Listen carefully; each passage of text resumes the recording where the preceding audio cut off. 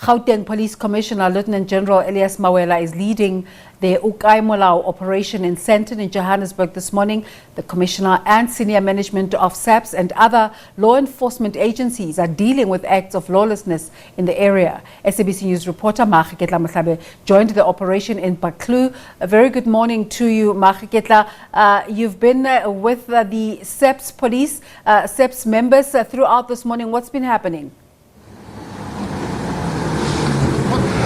Yeah, a very good morning to you, Desiree. You just mentioned a very big term, the lawlessness. And if you thought that term was divorced from Sandton, it is happening here as well. It's not only in townships or informal settlements where we saw this operation O Kae Molao had been conducted. I want to take you through this, the story of this truck behind me here. This is a truck where one of the drivers has just been arrested, and simply because he did not have documents to be in the country, or in other words, he did not have the documents that were required by the immigration officers that were here. In fact, he told them that he had those documents with him, but once they actually stopped him, he didn't have any. In fact, before this truck was parked here, it drove off just around the corner over there. Then we saw one of the police vans chasing it, and soon after we saw him coming back. And I want to take you through this particular lane here. He was then held with his belt, walked towards that particular truck there that you see just in front of us. It is full. There are a lot of people in there. Just a couple of hours ago, in fact, just an hour ago, when we spoke to Lieutenant General Elias Mawela, he told us that there were over 20 people in this particular van here. And he says all these people that are in this van are undocumented. And this for him posed a huge surprise, in the sense that he felt that laws of this country are not followed. People in this country coming in as they like, without documentation, others with expired documentation. And we are going to speak to him in a moment just to understand what is the plan going forward. Many of the people that are in here are, of course, men and women. We understand that others have been told that you are going to be in this truck for a long while until you call whoever sibling you have in order to bring those documentations that you were supposed to have them traveling on this Pretoria main road in Sandton. But we are going to just talk to Lieutenant General Elias Mawela. I can see he's still busy with some of the media houses. We will be speaking to him just to give us a sense of what the plan is. As you can see, one of the guys being arrested here and closed in this van here, and I can tell you it's a lot of them in there. And these are the scenes that we've actually that we saw throughout the morning. Some of the cars being searched as well, and police officers checking the engine numbers to make sure that every every car that is here is complying with it's actually suitable to be on this road. And it's been happening throughout the morning. We have been here since 7 a.m. People being arrested, people being requested to actually produce documentation, but failing to do so. Others driving off, police chasing them, coming back with them here, and just to ask those questions: why did you have to run away from the police? But then others struggling to answer those questions. But I'm going to ask Provincial Commissioner Elias Mawela to join us in a moment, just to give us a way forward in this particular operation. Provincial Commissioner, thanks so much for joining us. Just talk to us here. We saw a lot of people being pushed into this van here. When we spoke over an hour ago, you said they were over 20. Yeah. It looks like they continue to be packed in that van. Yes, now we have 39. And As you can see, one of them there, again arrested. In fact, two of them arrested. And I suppose this is about documentation as well. Talk to us about this picture we see here.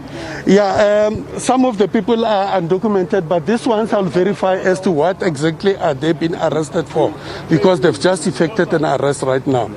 But it clearly shows you that this roadblock is yielding positive result. The last count I got, it was 39 people in there. Now here are some more people who are also being brought in. But then it looks like the truck is packed, Lieutenant General, and this is concerning. We still have COVID, by the way. Are you bringing backup here? Yes, we are bringing backup. As soon as we have enough in the van, then we are taking them to the police station. And as you can hear, the engine is on. So it means the truck, it will be moving soon to ensure that they're taking these people to the police station. But what does this have to say about the laws of the country? I mean, that truck is full, Lieutenant General.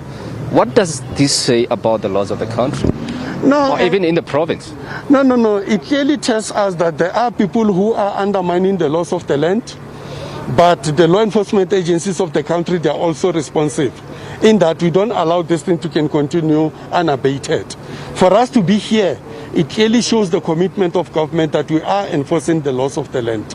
Also, doesn't that say that we are being reactionary rather than being proactive in making sure that the laws of the country or the province which you are overseeing, and as far as policing is concerned, doesn't that say that we are being reactionary here? No. You know our approach. We have five approaches.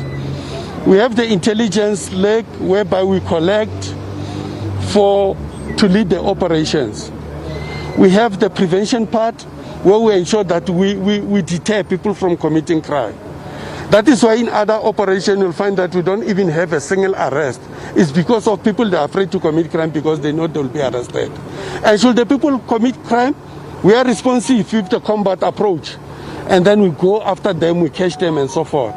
The investigation leg, obviously we investigate crime, we ensure that we do what is necessary to bring people before the court of law. And the last leg, of which we deal with the communication and mobilizing the community, trying to have everybody on board. It's very important for our people to be patriotic and respect the laws of their own land, and also take into cognizance that crime does not pay. Let us work together to ensure that we live in a free and secure environment. Let's talk about this here. Should somebody who does not have documentation be in your province and they then commit crime, how difficult is it to apprehend that person? Yes, it may be difficult, but with the systems we have in place, like I've said earlier on, that we have partnered with the private sector, Business Against Crime, of which we use some of the sophisticated equipments in their disposal, and also the systems which we have in the police. When these people, they commit crime, we do have our forensic science laboratory or criminal record center who come and uplift fingerprints. They take them to the database and so forth. So should we pick up anybody on the street, we check this individual on the system. It will reflect to us that this person was involved in a crime somewhere else, and we call those things linkages. And then with those linkages, we manage to arrest some of those people. So some, they commit crime, they escape, they go out of the country. But those who remain especially in Gauteng, they must know that the net is gradually closing on them. With this kind of an operation, we'll catch them. Undocumented people, not the only issue here. And I saw you searching some of the cars. I saw taxis driving past by, being stopped. People inside there. It looks like others were not actually observing the COVID-19 rules. We are in Gauteng. We are facing the third wave. Yes, in the taxis, when people, they come to the roadblock like this, they'll pretend as if they are complying. They'll put on their mask. But the issue is where they have been picked up by these taxis. Were they sanitized? Have they checked whether people they are washing their hands, because there is water tankers at the taxis and so forth. That's where lies our concern. And we've been visiting some of the taxi rank. We have realized that some of the people, the operators, they've dropped their guards. They no longer fill those water tanks with water. They're no longer sanitizing people when they get into the taxis and so forth. So we keep on encouraging the people to say, you know what, COVID is still here with us. Let us adhere to the protocols. Just lastly, General, you were in Zandspruit, or police were in Zandspruit yesterday. 4 people killed. Have they been arrested? Just talk to us about that story there. Yeah, in Zandspruit, we condemn what happened there with strongest terms. You know, what happened there, it's a pure work of vigilantism. Those people who claim to be representing the community, I stand firm on the ground that they are not representing the community of Zandspruit. They are a group of vigilantes. We have a well-established community patrollers in Zandspruit. We have the well-structured CPF, which work closely with the police, and they know how to operate. They operate within the ambit of the law. What happened there, it was a well-coordinated work of the vigilante team, which went out in the middle of the night, knock at people's houses. They didn't catch these boys doing crime. They didn't find these people committing crime. They found them in their houses asleep, wake them up, go out with them, ask them, who's your friend? Who's your friend? They take them and then they go and attack them.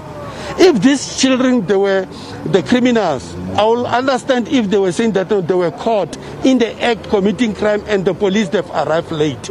Then we end up beating up these people. But these children, they were fetched from their homes, taken to the area where they've been attacked. Is the work of vigilantism. We have arrested 3 of those people, and then unfortunately we have lost another person, so 5 people died.